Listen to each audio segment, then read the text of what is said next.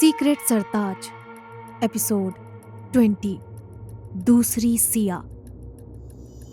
सरताज ने अब अपने आप को एक घने जंगल के बीचों बीच खड़ा हुआ पाया। चारों तरफ सिर्फ पेड़ ही पेड़ थे और उस पर एक अजीब सी खामोशी छाई हुई थी। उसकी आंखें बेचैनी से इधर उधर भटक रही थी, जैसे कुछ खो सा गया हो। उसका दिल सिया के बिना घबराया हुआ था। उसने पीछे मुड़कर देखा, लेकिन सिया वहां नहीं थी। सरताज घबराते हुए गहरी सांस लेते हुए सिया को यहाँ वहां पुकारता है। सिया, सिया तुम कहाँ हो सिया? ये सब तूने किया है ना भगवान? सरताज की आवाज में दर्द और घबराहट थी। उसने अपने दिल की धड़कनें तेज होती हुई महसूस की, जैसे कि उसके अंदर कुछ टूट रहा हो। उसे यकीन नहीं आ रहा था कि सिया इस दुनिया में उसके साथ नहीं आ पाई थी।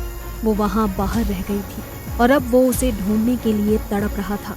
वो महसूस कर रहा था कि जैसे सिया उसे पुकार रही है। वहीं सिया रोते हुए सरताज की एक आहट को तरस रही थी। सरताज, सरताज मैं यहाँ हूँ सरताज, लेकिन मैं अंदर नहीं आ सकती। प्लीज मुझे छोड़कर मत जाओ सरताज, सरताज। सिया की आवाज ने सरताज के दिल में जैसे छेद कर दिया था। उसकी आंखों में आंसू आ गए थे, लेकिन उसने खुद को संभालने की कोशिश की। उसने चारों तरफ देखा, लेकिन उसके सामने सिर्फ धुंधलापन था। तभी एक जोरदार हंसी की गूंज जंगल में गूंज उठी।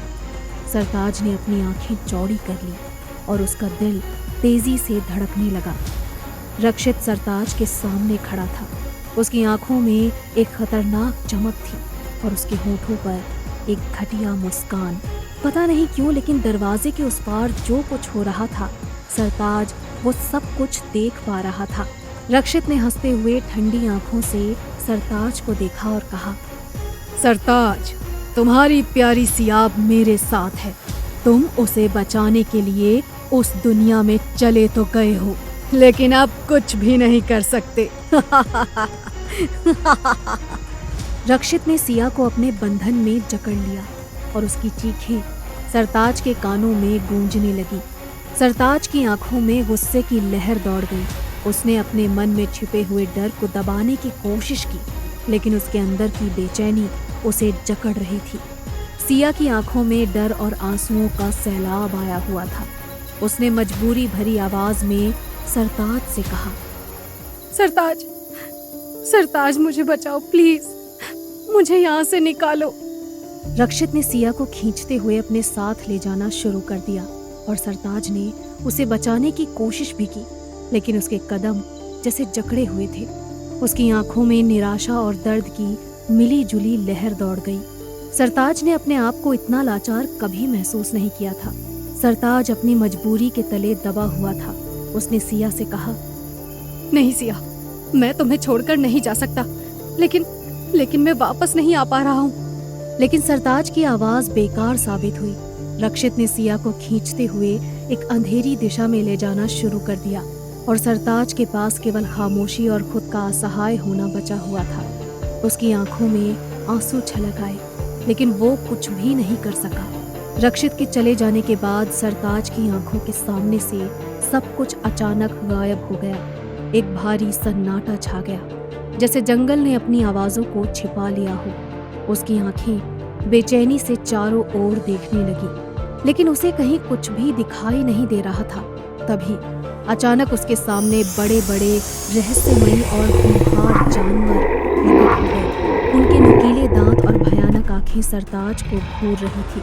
सरताज ने डरकर घबराते हुए अपने आप से कहा, ये क्या हो रहा है? ये जानवर यहाँ कैसे आ गए? उसके चेहरे पर डर की परछाई थी और उसका दिल तेजी से धड़कने लगा। सरताज ने अपने मंत्रों को याद करने की कोशिश की, लेकिन उसका दिमाग खाली हो चुका था। उसके अंदर छिपी शक्तियां जैसे कहीं गायब हो चुकी थी। उसने हाथ उठाकर मंत्रों का जाप किया, लेकिन कोई असर नहीं हुआ। जानवरों की गुर्राहट तेज हो गई और उन्होंने सरताज पर हमला कर दिया। उनके नुकीले दांत और पंजे उसके शरीर को बुरी तरह घायल कर रहे थे। सरताज की चीखें जंगल में गूंज उठी थी और उसका खून जमीन पर गिरने लगा। सरताज असहनीय दर्द से कराहते हुए अपने आप से बार बार एक ही बात बोले जा रहा था, नहीं, नहीं, ये नहीं हो सकता। मेरी शक्तियाँ, मेरे मंत्र काम क्यों नहीं कर रहे हैं? नहीं। वो बुरी तरह से घायल हो चुका था और उसका शरीर अब बेबस हो चुका था। उसके दिल में दर्द और निराशा की मिली-जुली भावनाएं उठ रही थी। तभी उसने देखा कि कुछ लोग उसकी तरफ दौड़े चले आ रहे थे। वे लोग जंगल के रहने वाले थे, जिन्होंने उसे जानवरों के बीच से खींचकर बाहर निकाला। कबीले के लोग सरताज को देखकर चिल्लाते हुए लेकिन खुशी से बोल पड़े, ये सरताज है, हमारा सरताज आ गया। देखो, देखो, हमारा सरताज आ गया।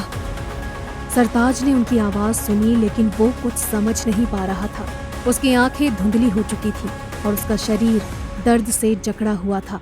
कबीले के लोग उसे उठाकर अपने कंधों पर ले जाने लगे। सरताज ने कुछ देर बाद कमजोर आवाज में लोगों से कहा, ये सब क्या हो रहा है? आप लोग मुझे कैसे जानते हो? लेकिन कोई जवाब उसे नहीं मिला। कबीले के लोग उसे अपने कंधों पर उठाकर एक बड़े से महल की तरफ ले जाने लगे और उसके मन में अजीब सी बेचैनी भर गई। सरताज की आंखें धीरे धीरे बंद हो रही थी और उसका दिमाग अब किसी और ही दुनिया में खो रहा था। सरताज की आंखें धीरे धीरे खुली। उसने खुद को एक बड़े और भव्य महल के अंदर पाया। उसके चारों ओर चमकदार दीवारें थीं और महल की सुंदरता काफी आलीशान थी। उसने खुद को स्वस्थ महसूस किया और उसकी सारी चोटें गायब हो चुकी थीं। सरताज ने हैरान होते हुए अपने शरीर को देखा और सोचा, ये कैसे हो सकता है? मैं तो बुरी तरह घायल हो गया था, अब मैं बिल्कुल ठीक कैसे हूँ? उसके सामने कबीले के लोग खड़े थे। उनके चेहरे पर एक गर्व भरी मुस्कान थी। वो सब लोग सरताज की तरफ इशारा कर रहे थे जैसे कि वो उनका कोई मसीहा हो। कबीले के लोगों में से एक ने बड़े उत्साह से सरताज की तरफ देखा और कहा, आप हमारे भगवान हैं सरताज। रानी साहिबा कब से आपका इंतजार कर रही हैं। सरताज ने उनकी बातें सुनी और उसका मन उलझनों से भर गया। सरताज ने मन ही मन सोचा, रानी साहिबा? कौन रानी साहिबा? उसने चारों ओर देखा और महल की भव्यता को महसूस किया।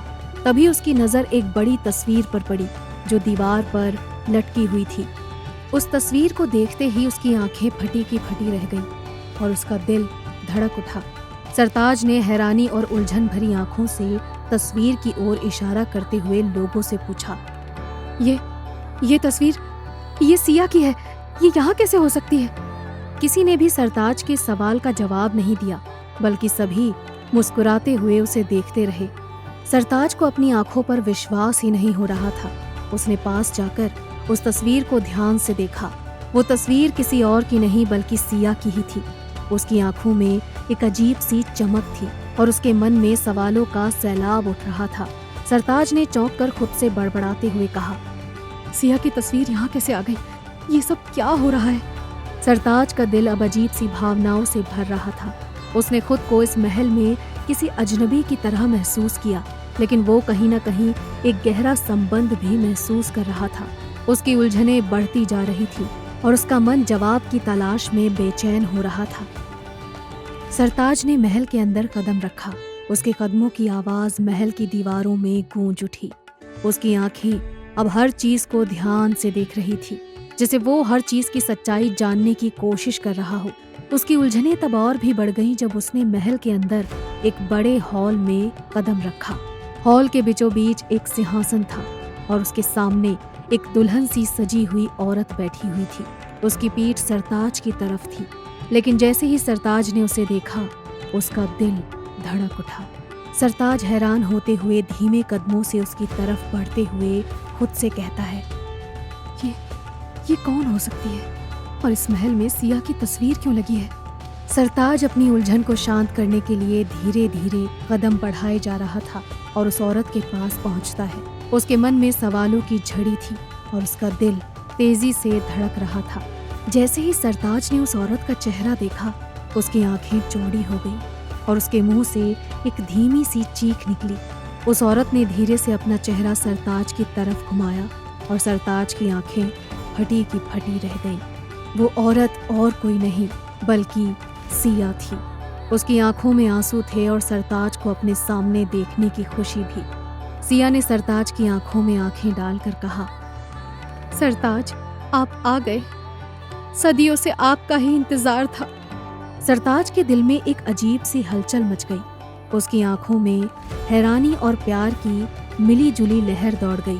उसने अपने कदम आगे बढ़ाए, लेकिन उसके मन में सवालों का तूफान मच गया।